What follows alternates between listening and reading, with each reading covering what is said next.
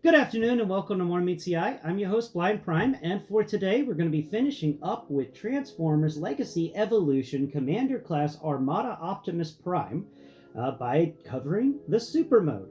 And for today, Sugar the Cat has decided to join us, which has made me a little worried because she loves rubbing her head on tall things. And I have Menasor over here, and Menasor's a tall thing. If you knock over my Menasor, Sugar, I'm going to be quite irate. Alright, so on Monday, we covered the vehicle mode. On Tuesday, we covered the robot mode. Yesterday, on Wednesday, I covered the transformation, and I hope you enjoyed that video. And today, we're going to cover the super mode and talk about its pros and its cons and do a comparison with Menasor, which was the other big old commander class figure. I'd get Jetfire out, but Jetfire's like in the middle of a bunch of stuff. I've got a bunch of Seekers on stands around him, and it would require a lot of moving to get him off that shelf. So there's just no way that Jetfire's showing up for this video. Today we're going to cover this, and I hope that you've had a wonderful day so far, and I hope that you tune in tomorrow because we will discuss a fun Lego Braille project, which if I get the confirmation email that I have a dealer booth at TFCon coming up, then I will be selling those at TFCon. And I hope that you will all show up and say hi to Blind Prime. My booth will be called Blind Prime if I can get it. But yeah, I am definitely going to TFCon. I can't wait. I am excited. I will walk around and be around other Transformers fans. It's just going to be a blast. It really is. And there are a lot of other Transformer reviewers out there who are going to TFCon in Orlando. And to all of you, I look forward to you spotting me and saying hi. Because I won't be spotting you. Okay, let's talk about this wonderful little figure. And we will discuss, we'll just cover articulation first, since that's kind of what I'm playing with right now. The articulation for this guy's pretty nice. He's got ratchets, full 360 on the shoulders, really great shoulder movement. He's got a full 90 upwards on the shoulder. Can it get further if we disengage some of these bits? Let's see. Yes, it can. Oh, man, he can actually get really far if you disengage his shoulder pauldron. That's pretty cool. By disengage, I mean pull the front of it away, and then the top will become able to move around. Then you close the top, and you close the front, and it's locked into place once again. Coming down here, we've got a 90 on the elbow. No double elbow here, but that is a ratcheted elbow, which is really nice. Come over down here, we've got a hand that can mostly spin. I'd give it, it can get 360 degrees. Look at that, it can. Now, there is a negative with this hand I'd like to talk about real quick before continuing with other articulation. Let's pull it up and see if we can get it lined up with the camera a bit. Lower this arm. You don't want people confused. Okay, there we go. Okay, raise it up just a bit more. There you go. Yeah, there we are. I hope that's enough. Okay, so this hand's got opening and closing clasping fingers. Yeah, that's nice. But the annoying thing is, we saw it with Menasor. Menasor doesn't have, he just got fisticuffs, which is annoying. You would expect, you paid a lot of money for that Menasor, you would expect there to be some sort of movement in the hands.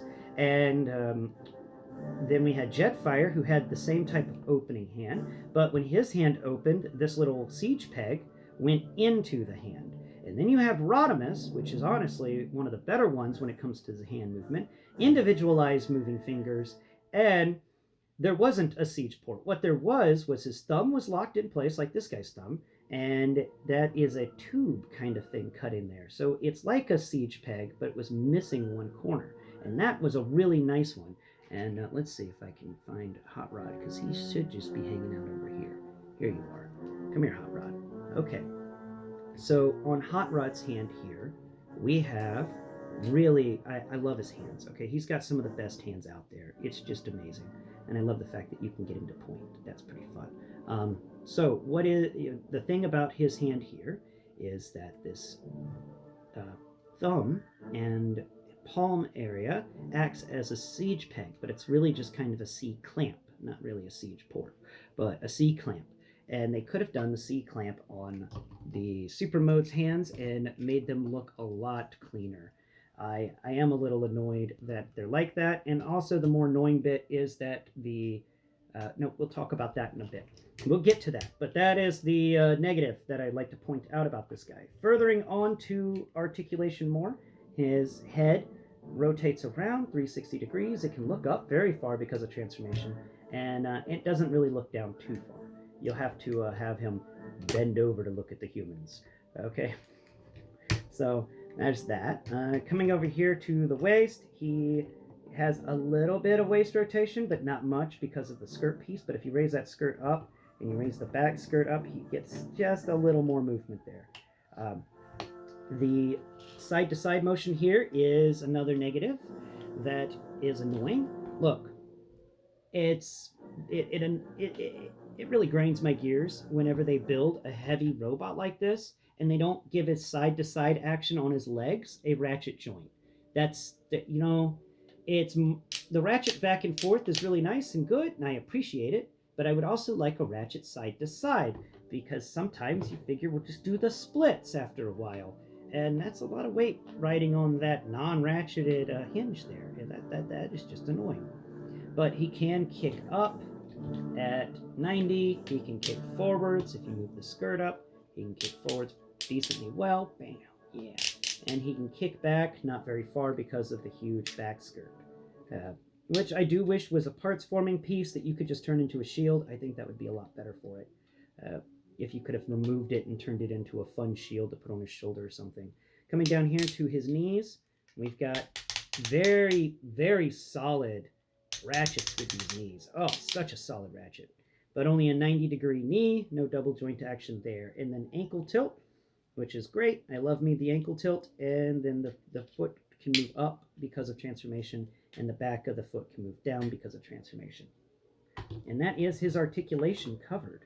Now, let's go over his sculpt work, because that is the fun stuff here. And then I'll talk about a few more of the cons. So, or at least one more of the cons, because that's all I have. It's just 3 negatives. So, the feet here are really well done. I love the vent action going on in the foot area. That's fun. And the sculpt work is excellent. There's this big round thing right here, which I have no idea about. Like, I don't know why you can put your finger in that. And what is that for? Maybe that's important later on. Maybe there's an expansion that uses that little hole there. I don't know, but I do think it's kind of neat. So, and it's a wonderful, complicated texture pattern on the legs. Coming up here to his thighs, and we get where the robot mode had some really great looking thighs, really well sculpted thighs. The super mode here has some okay sculpted thighs. We've got some robot textures going on here, some sci-fi lines and stuff like that sculpted in, but it's a very, very plain thigh overall compared to what we got with the robot mode. Coming up further, well, actually we'll spin it around to the back of the legs first, and the back heels have these cool lines in them. They just big old flat rectangles that act as rear heels. I love how big those heels are. They really are nice. And the back of his legs is very solid feeling. You've got some really nice textures. It does feel kind of like some armor pounded onto it. It's smooth. It's nice. It's a wonderful texture. The dude's also pretty heavy, and because of the amount of plastic on his legs, his top half and his bottom half weigh about the same. They did a good job with weight distribution, that's for sure. The coming up here, so we've got his little skirt that goes over his crotch area. It's not too bad. The front skirt's got some fun textures on it, and it's the rear of the trailer. So that's fun, you get those textures there. And then on the sides, we've got some little Autobot symbol from the side of the trailer. It acts as a nice little side flap. And then on the rear, he's got this big old back skirt that you can move these pieces around, these little shark fin things. You can flip them down if you want, but I honestly don't know what they're used for. I guess they're just sort of decoration. But yeah, so he's got that big sweeping rear skirt. This guy's all about the skirts. And we're going to come over here to, let's get that straightened out. There it goes. All right, so coming up here to his chest, we've, got that little rectangle thing that we talked about in Blindformers. It's acting as like I don't know, his abs or something for his super mode. And it's kind of neat, but I wish it had more texture to it. It's very lacking in the texture. Very smooth, not much going on there. There is some vents going on at the top of it, though, which is fun. Then you come over here and you've got the truck window facing downwards, and then that top of the truck, which has got the Autobot symbol that once again can be removed, or you can twist it upside down. Just twist it upside down for all of you people with OCD. Actually, we're going to twist it slightly off center. There you go. Just to mess with you, sighted people. Now, let's come over here to the his other arm, and this one fell apart too. Let's fix that. Okay. So coming up to his head, we've got this really long rectangle thing across his chest that has the Autobot symbol, and then above his head has got this really nice feeling facial structure there. Got some good stuff going on with his mouth. It would be cool if they added a feature where you could press a button on the back and his mouth moved. That would be neat. And then he's got some, his eyes are in there. It's a really nice feeling head. Like this guy, the head is pretty good. And the little ears on the sides, which are exhaust vents, it's pretty neat. I remember this mode from the show, and I always like, it's a little outrageous, but I love it. And that's what this feels like. You can fold the ears back if you want him to act aggressively. Let's put him back. Okay, coming over here to his arms, they're exactly the same. There's nothing special going on with either arm, so that's good to know. There's these fun textures that were the back of the truck before in his rear skirt. Now one's on each side. Really wonderful textures there, and really kind of feels like some good armor. Coming down here to his arm, let's pull apart this armor around there. His upper arm area, his bicep and tricep zone, is very basic. It's just kind of a round column stuck in there. I guess they didn't really think too much about the sculpting on that because they were going to hide most of it with this shield around there. But those are also his thighs, so there is some good sculpting in there. We've got some decent stuff, especially if you look at it from the side. You got that little circle thing in there. And I wish it was a siege port. I do. I really do. It's a missed opportunity, in my opinion. And then you come down here to his rest of his arm, and it's the same as the other one, so we'll just talk about one. We've got the wheels on the sides that are just kind of acting as forearm armor, and this really thick arm comes down to that hand that we talked about earlier. Really great textures in this arm, too. Sadly, there's not as many siege ports as I would like. I think you could have given a few more siege ports so that, when minicons come out, we could deck this guy out. I do seriously think that was a missed opportunity. And it doesn't take much to just throw a hole in a place. But we'll figure out how to get minicons on this guy when minicons come out. I hear rumors that they're coming out next year. So that is him in a nutshell with the description of his sculpt work and his articulation. So let's finish up the video by doing a comparison with him and, we'll do Rodimus Prime. Well, we'll do where's Bumblebee? You're not Bumblebee, you're Hotshot. I know I could have transformed Hotshot and done this, but oh well. We got Bumblebee here. So here's Bumblebee compared to the Super Robot mode. And wow, Bumblebee goes up to the top of the knee for this Optimus Prime. That is wild. He is so tiny in comparison. And then we've got, nuts, I dropped him. Here he is. Rodimus here. Now Rodimus Prime. We're going to compare him to the size of Optimus here. Rodimus stands, wow. Rodimus, you are out of your league here, man. You are out of your league. Toss this on the side. There we go. Yeah, that's good. Look at that. Rodimus goes up to the second wheel on his arm. If the arm is laid flat down his side, no, not even the second wheel. Rodimus goes up to the first wheel on the arm, or if we put him in front, we can see that he goes up to the the legs. He is as tall as the legs. His head comes up above the waist a little bit. for the super mode of Armada Optimus. So let's put Rodimus down over here. Hopefully Sugar doesn't pop up somewhere and knock him over again.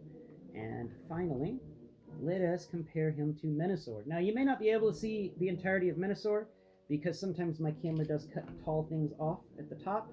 So don't worry about it. We don't need the entirety of it. We are just doing a little shoulder-to-shoulder comparison. Menasor is almost, let's see, is Menasor exactly one Bumblebee taller? We're going to use Bumblebee as a source of measurement.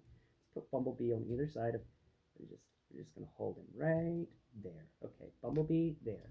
Now, Menasor is the legs of a Bumblebee taller than Super Mode Optimus Prime.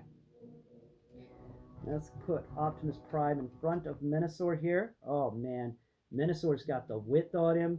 Menasor is still a beast in comparison to Super Mode Optimus Prime, but it does kind of feel like Super Mode Optimus Prime has a chance with this Menasor.